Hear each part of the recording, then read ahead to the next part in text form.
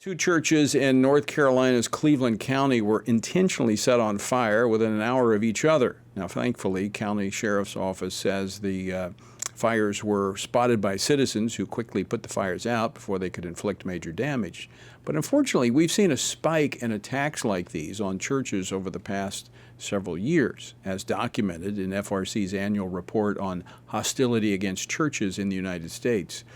Now that we have an administration that is vowed to take action against such targeted attacks, could we see those figures go down?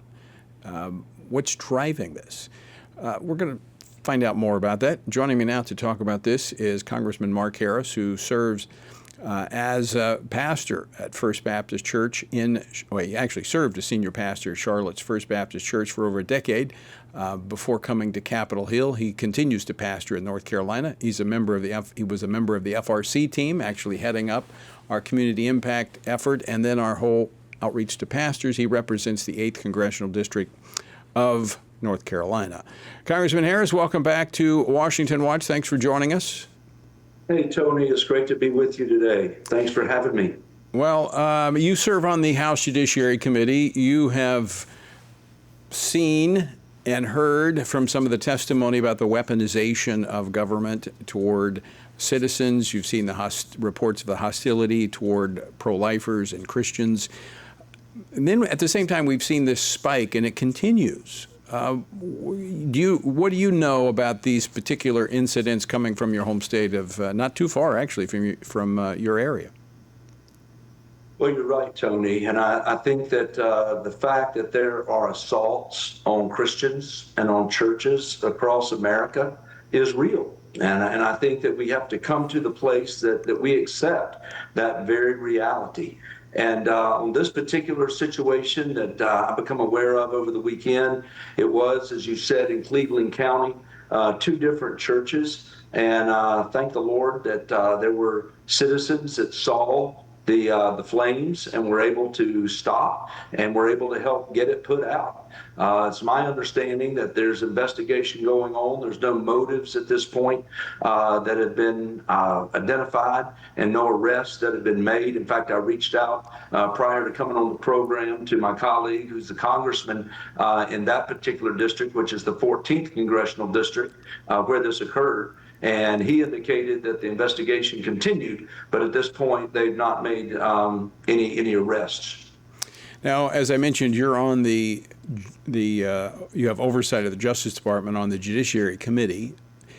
They have been making efforts to bring justice to these attacks on the houses of worship and pro-life facilities, the care pregnancy centers that have been targeted. Now, that's, as I mentioned, that's in sharp contrast from the last administration. What has your committee been hearing from the Department of Justice in terms of this commitment to protecting religious freedom and those institutions associated with it?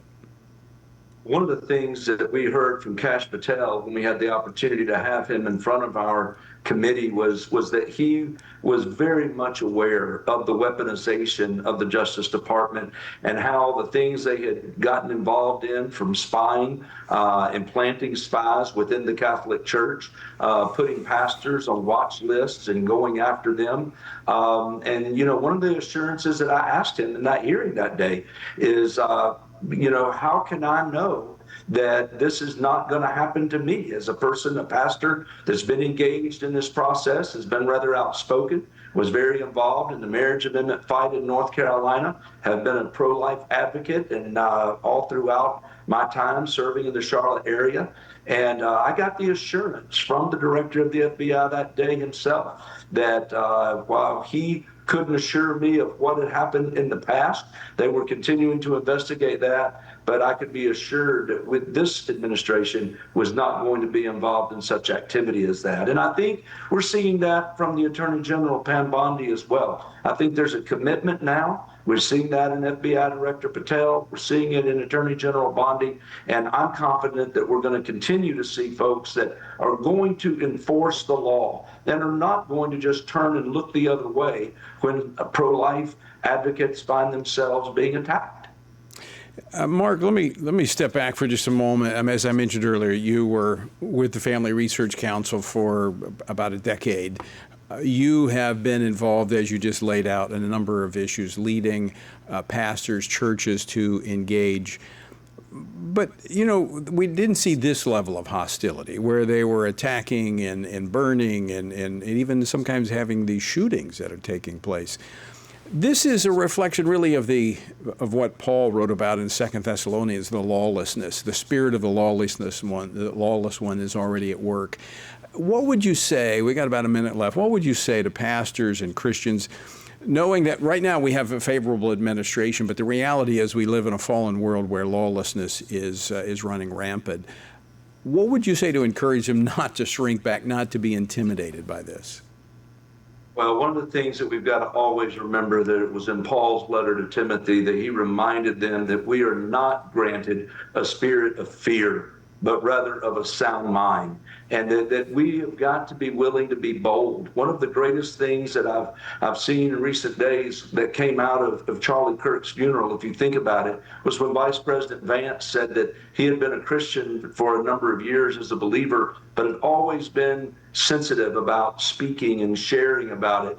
But then he went on to say that in the last 2 weeks, he had talked more about Jesus than he had in all of the previous years that he had been a believer and follower of Christ. I think it's that kind of boldness that we've got to, as pastors, continue to encourage in our people. And furthermore, I've been saying to pastors over the last month that we've been praying for another great awakening. Right. I think many of us are sensing something is different this time about what's happening in our country. We need to be ready as pastors and churches. We're going to leave it there, Mark.